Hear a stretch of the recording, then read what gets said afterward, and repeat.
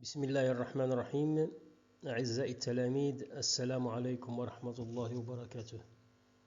Aujourd'hui nous avons rendez-vous avec la 5e séance de la leçon vecteurs et translation, durant laquelle on va faire la correction des exercices qui restent, numéro 7, 8 et 9.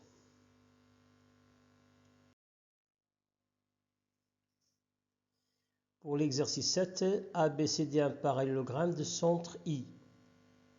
Sachant que ABCD est un parallélogramme de centre I, on a à simplifier des sommes de vecteurs. On commence par simplifier vecteur IA plus vecteur CD plus vecteur AB plus vecteur DI plus vecteur BC. Donc pour simplifier cette somme, on va utiliser la relation de Schall. Donc premièrement, on va changer l'ordre des vecteurs pour qu'on puisse appliquer la relation de Schall. Donc, on commence par DI, vecteur DI, plus vecteur IA, plus vecteur AB,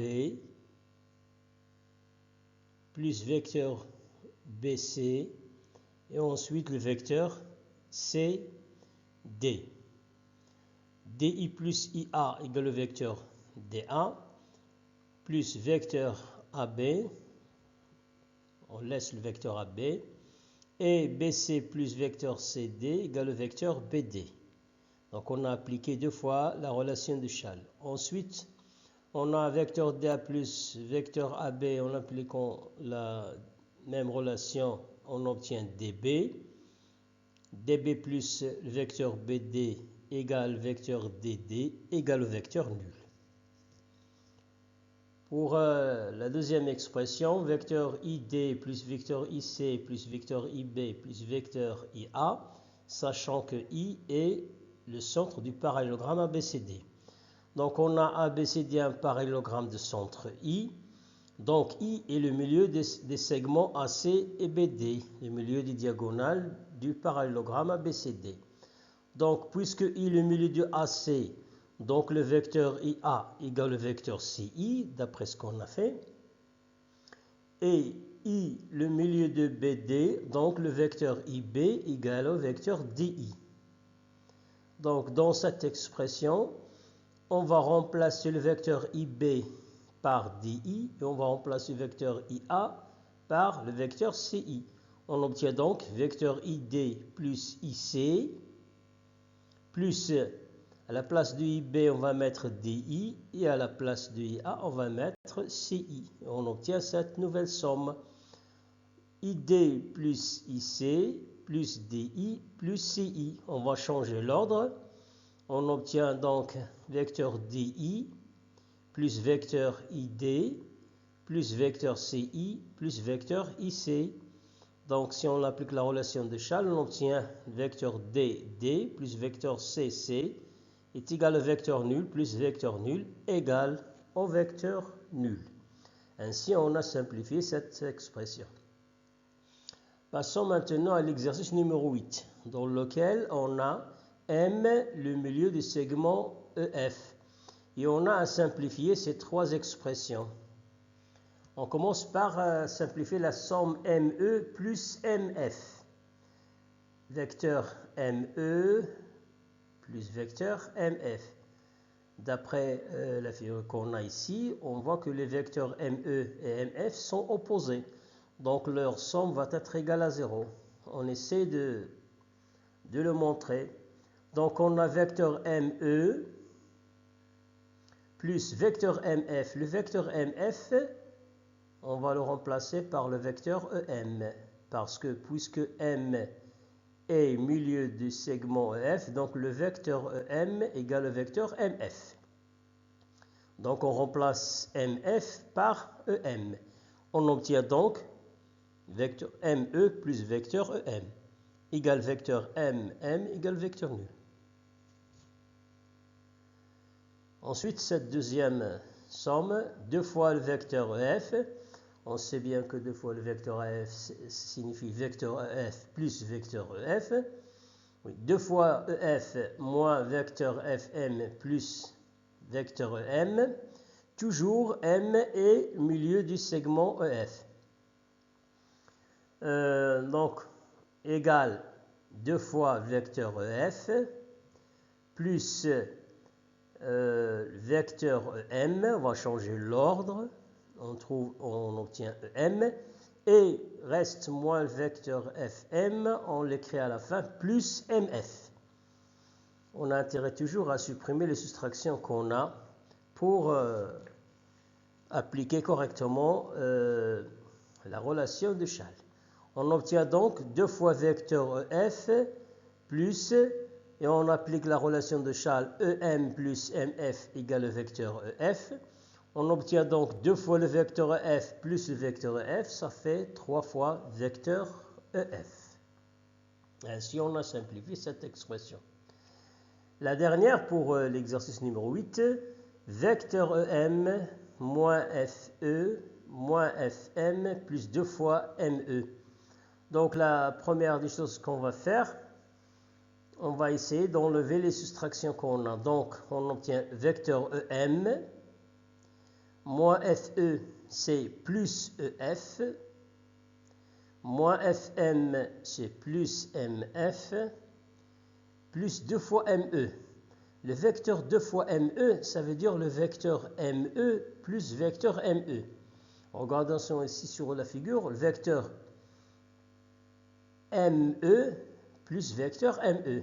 Puisque M est le milieu des segments EF, donc le vecteur ME égale le vecteur FM.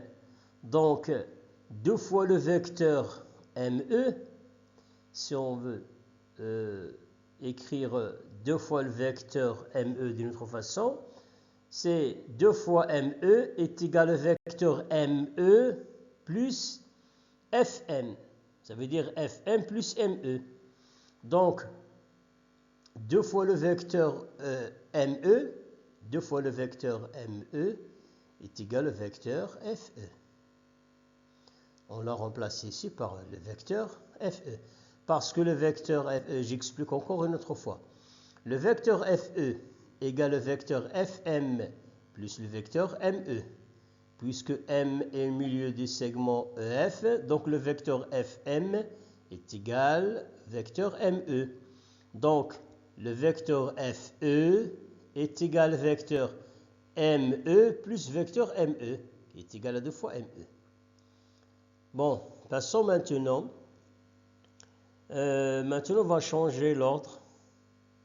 On a vecteur EF plus vecteur EM plus la somme des vecteurs MF plus FE, c'est ME. Donc on obtient vecteur EF plus vecteur EM plus vecteur ME.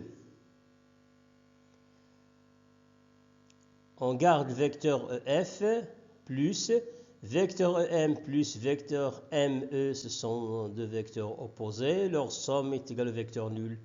Ou bien on applique la relation de Schall, on obtient vecteur EE qui donne enfin le vecteur nul. Ainsi on obtient vecteur EF plus vecteur nul qui est égal au vecteur EF. Donc toute cette somme, toute cette expression est égale au vecteur EF.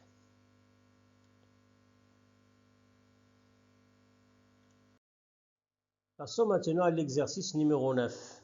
Aussi, dans cet exercice, on a appliqué des propriétés qu'on a vues, relation de Schall et vecteurs opposés, pour simplifier ces expressions.